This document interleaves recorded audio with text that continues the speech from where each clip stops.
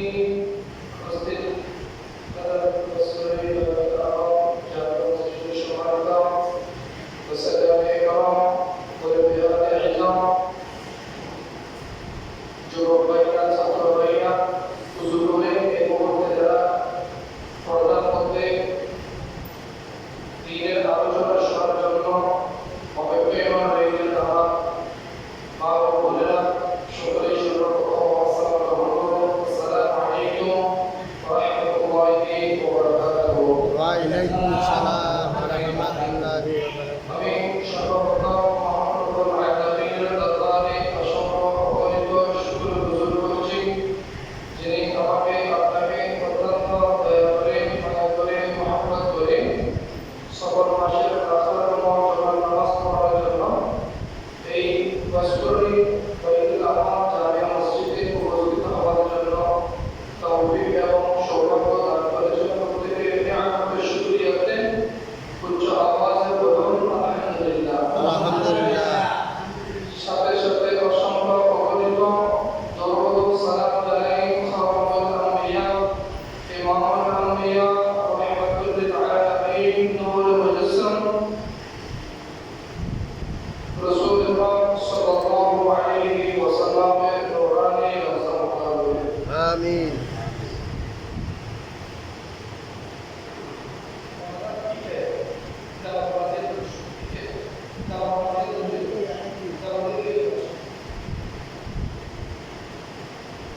সম্মানিত উপস্থিতি, আমি আপনাদের সামনে পবিত্র কালামে কুরআন সূরা জুমার 53 নম্বর আয়াত আমি আপনাদের সামনে তেলাওয়াত করেছি।